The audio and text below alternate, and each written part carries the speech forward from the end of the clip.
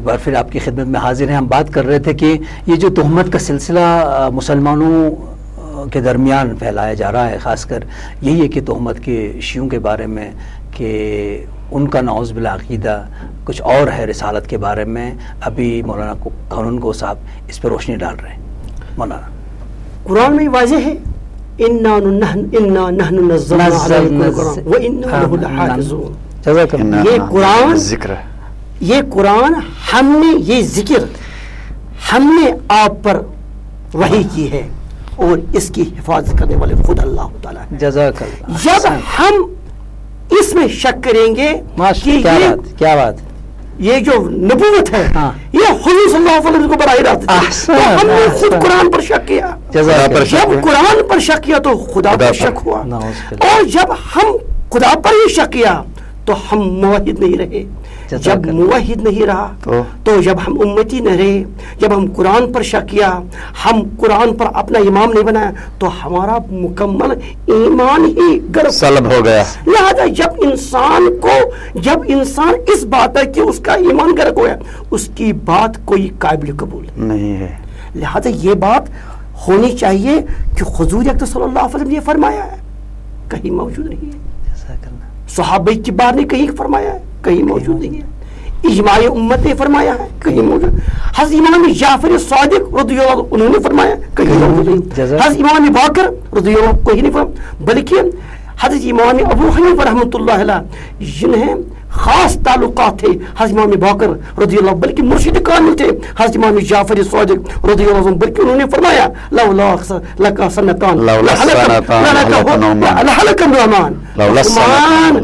حضرت نعمان ہلاک ہی ہو گیا ہوتا اگر ان کو صحبت کے 2 سال حضرت امام جعفر صادق رضی اللہ کو نہ ملتے. لہذا جب ہم نے اپنے اس بات کے کہنے پر اپنے اکابر پر ہی شک کیا، یہاں سے یہ قرآن حدیث ہم تک پہنچ گیا. کیونکہ جب یہ قرآن جمع ہوئی تو اس قرآن کے جب قرآن جمع ہو گیا تو قرآن کے ساتھ ساتھ ایک آیت کے 2 شاہدین تھے. جب قرآن جمع بھی ہو گیا، جب ہم اس قرآن پر ہی شک کریں گے تو سب سے پہلے ہم کو ان صحابہ پر ہی شک ہے، صحابہ پر ائمہ پر شک ہے. جب ہم نے اپنے اکابرین پر ہی شک کیا ہے تو خود بخود ہم ایمان سے منحرف نہیں ہے بلکہ ایمان سے خارج ہونے کا اس شخص کو خطرہ ہے جو جس کے شخص میں یا کسی شخص جماعت میں کسی جماعت کو یہ تہمت لگائے کہ قرآن کی حضرت علی مرتضیٰ کرم اللہ تعالی وجہ کی یہ نبوت اصلی تھی. جزاک اللہ. یعنی اگر ہم اس مسلکی اختلاف کو اس رنگ سے کہ ہم نے شیعہ مسلک کے خلاف بات کرنی ہے، اگر ہم یہ بات حتی زبان پہ لاتے ہیں کہ عقیدہ ہے کسی کا تو وہ مسلمان ہی نہیں رہتا، وہ بذات خود قرآن پہ انگلی اٹھا رہا ہے، وہ خدا پر انگلی اٹھا رہا ہے، وہ ایمان سے خارج ہو جاتا ہے. اتنی بات ہی نہیں ہے بلکہ یہ لوگوں میں یہ تھوڑی یہ بات گزری ہے.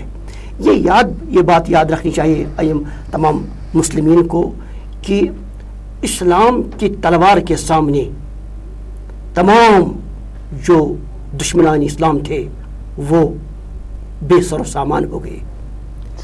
بے سر و سامانی کی وجہ سے انہوں نے بین المسلمین میں ایسے اختلافات تعمیر کیے جن اختلافات کی وجہ سے مسلمانوں میں آپس میں رساکشی اور مسلمان تقسیم ہو گئے. اور یہ بات جو ہے یہ مسلمانوں میں تقسیم کرنے کے سوا کچھ نہیں. جزاک اللہ.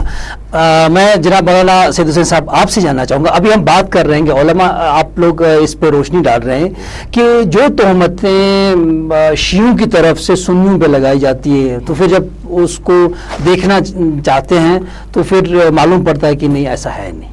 اسی طرح سنیوں کے بارے میں کچھ کہیں کہ وہ شیعہ کے بارے میں ایسا کہتے ہیں کہ جس طرح مولانا نے اس کی طرف اشارہ بھی کیا کہ یہ دشمن کی کارستانی ہے کہ مسلمانوں کو دست پہ گرا کرنے کے لیے. ان سازشوں کو سمجھنے کے لیے مسلمانوں کو کیا کرنا چاہیے؟ بسم اللہ تعالیٰ والحمد.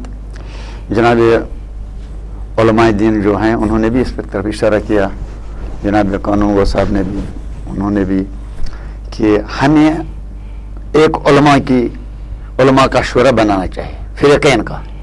وہ علماء آپس میں ایک جگہ بیٹھ کر، اصول پر ہمیں کوئی اختلاف نہیں ہے، اصول ہمارے ایک ہی. لیکن جیسے کہ ابھی جناب اس سے پہلے بیان فرما رہے تھے کہ تنظیم بنانے کے لیے معمولی چیزوں پر کتنا فساد کیا جا رہا ہے. ہمیں ان فروعی چیزوں کی طرف توجہ دینا نہیں ہے.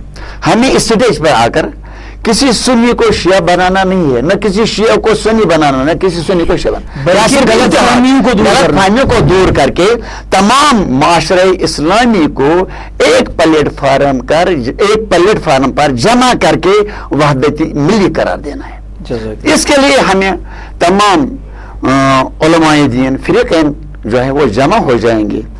آپس میں مشورہ کرنے کے بعد اس جو نیچلی زمین جو ہے جو خراب کی گئی ہے، ہمارے عوام الناس میں جو غلط فہمیاں اجاگر کی گئی ہیں ایک دوسرے کے خلاف، ان کو دور کرنا ہے، ان کا ازالہ کرنا ہے. ان کو صرف اور صرف یہ بتانا ہے کہ جو دین ہے وہ دین یہ ہے، دین اسلام کا اصول یہ ہے کہ اللہ ایک ہے، نبی 1,24,000 ہے، قیامت پر ایمان رکھنا ضرور ہے، قرآن اللہ کی کتاب ہے اور کعبہ ہمارا قبلہ ہے. اس پر ہم سب متفق ہیں، نماز 5 گانا واجب ہے، اس میں کوئی اتفاق نہیں ہے. اسی لیے اس پہ اتفاق ہے، کوئی اختلاف نہیں ہے، لڑنے اور جگڑنے کی ضرورت نہیں ہے، ایک دوسرے کو تکفیر کا حکم دینا نہیں ہے. صرف سب مسلمان ہیں، کیونکہ قرآن بھی کہتا ہے وَلَا تَقُولُوا لِمَنْ أَلْقَى إِلَيْكُمُ السَّلَامَ لَسْتَ مُؤْمِنًا وَلَا تَقُولُوا لِمَنْ أَلْقَى إِلَيْكُمُ السَّلَامَ لَسْتَ مُؤْمِنًا. جو آپ کو آئین اسلامی کے تحت سلام علیکم کرے گا، اس کو آپ بغیر مومن کی کچھ لکھو، مومن ہے. بہت عمدہ. اور ایک بات آپ سے یہ کہنا چاہتا ہوں، آپ کی خدمت میں یہ عرض کرنا چاہتا ہوں، جب کسی شخص کا یہ عقیدہ ہو کہ یہ وہی دراصل حضرت علی مرتضی کرم اللہ تعالی وجہ کے لیے تھی، نعوذ باللہ نعوذ باللہ نعوذ باللہ نعوذ باللہ. اگر کوئی شخص اس چیز کا کوئی دعویٰ کرتا ہے، ہم اس کو پوچھیں گے آپ کس بنیاد پر یہ بات کہی؟ صحیح. آپ نے یہ بات خواہش نفس پر کہی یا کسی عالم سے سنی؟ صحیح. اگر اس عالم سے سنی، یہ کون عالم ہے؟ صحیح. ہم اس کو روبرو لا کے اس کا ثبوت مانگے گے. بہت. اگر وہ کہے کہ میں نے کتاب سے پڑھی، وہ بھی دیکھیں گے، ہم کون کتاب بھی دیکھیں گے. اگر واقعی اس نے کتاب پر پڑھی ہے، فوراً ہمیں الرٹ ہونا چاہیے، اس کتاب کو فوراً کل عدم اور رد کرنی چاہیے. یہ عملی اقدام ہے، کیونکہ اگر ہم جب تک ہم اس طریقے سے نہیں. اور ایک بات کہوں گا، اگر یہ بات کسی ثابت ہوئی، یہ کسی عالم نے لکھا ہے، ہم نے صرف اس کتاب کو رد کریں گے، بلکہ جو بھی کوئی کتاب اس نے لکھی ہے، اس کتاب کے ساتھ ہر کوئی کتاب رد ہوگی. کیونکہ جب کوئی ایک جھوٹ کہے گا، اس جھوٹے آدمی عالم کی ہم کوئی بات سننے کے لیے تیار نہیں ہے، اگر اس نے کسی کتاب میں حق بات بھی لکھی ہو. کیونکہ جب مسلمانوں کی انتشار کے لیے اس نے ایسی فطرے کی بات لکھی ہے، اس کے اصل بات پر بھی ہم بھروسہ نہیں کر سکتے. مولانا قانون گو صاحب، آپ کا بہت بہت شکریہ، کیونکہ دیکھیں میں مسلسل ایسے سوال کر رہا ہوں کہ یہ بات سامنے آ جائے کہ پچھلے بحث میں بھی ہم نے اسی پہ فوکس کرنے کی کوشش کی کہ جو یہ تخریب کار ہیں ان کی پکڑ کے لیے ہمیں کیا کچھ کرنا چاہیے. میں میروائی صاحب آپ سے جاننا چاہوں گا کہ ایسا اگر کوئی بھی ایسا من گھڑت کوئی فضا قائم کر رہا ہے، اس کو اس کے لیے پکڑ بنانے کے لیے، اس کو پرکھنے کے لیے کیسا سسٹم ہمیں جنریٹ کرنا ہوگا تاکہ ایسے عوامل کی آسانی سے شناسائی ہو سکے؟ بات یہ ہے کہ اگر ہم یہ سوچیں کہ ہمارے سماج میں ایسے لوگ نہیں ہوں گے جو فتنہ پرداز ہو، تو یہ بات سوچنا صحیح نہیں ہے. تو دنیا میں جتنے بھی انسانی سماج ہیں ان میں جرائم پیشہ بھی ہوتے ہیں، برے لوگ بھی ہوتے ہیں، اور جو اپنے مفادات کے لیے دین اور ایمان کو بھی بیچ دیتے ہیں. تو ایسے لوگ گزشتہ زمانے میں بھی رہے ہیں اور اب بھی ایسے لوگ ہو سکتے ہیں. تو جو حقیقت میں مسلمان ہو اس کو خدا کا یہ حکم ہے کہ اگر تمہارے پاس کوئی فاسق کوئی بات لے کر آیا فتبینوا، بس تحقیقات کرو. ہمیں اگر ہم افواہوں پر بھروسہ کریں، ہم سنی سنائی باتوں پر بھروسہ کریں تو یہ مسلمان کا طریقہ نہیں ہے. مسلمان کو حقیقت پسند بننا چاہیے، اس کا ریئلسٹک اپروچ ہونا چاہیے. اگر کوئی افواہیں پھیلاتا ہے یا غلط بات پھیلاتا ہے اس کو ہمیں اس پر مسلمان کو ان باتوں پر بھروسہ نہیں کرنا چاہیے. تو اب یہ ہے کہ اگر ہمارے نوٹس میں کوئی ایسی بات آ جائے جیسے کانگو صاحب نے کہا، تو ہم کو پتہ چلے کہ کوئی ایسا شخص ہے جو ایسی بات کہتا ہے تو ہم فوراً اس کی سرزنش کریں گے، اس کو پکڑیں گے، اس کو کہیں گے کہ آپ اس بات کا ثبوت پیش کرو. کیونکہ ایسی تہمت لگانے سے جو مسلمانوں کا عقیدہ خدا کے متعلق ہے وہ متاثر ہو جاتا ہے. ہم تو بار بار کہتے ہیں سبحان اللہ، یعنی خدا غلطیوں سے پاک ہے. تو اگر ہم نعوذ باللہ کوئی غلطی خدا کے ساتھ منسوب کریں تو اس سے جو ہمارا ایمان ہے وہ بالکل ختم ہو جاتا ہے، خراب ہو جاتا ہے، کیونکہ خدا سے کسی غلطی کا صدور ممکن ہی نہیں. تو اگر ایسا کوئی شخص ہے تو جیسے کانگو صاحب نے کہا یا ایسی کوئی کتاب ہے تو اس کے بارے میں اگر ہمیں اطلاع ملے تو پھر ہم سوچیں گے کہ اس کے بارے میں ہم کیا کریں.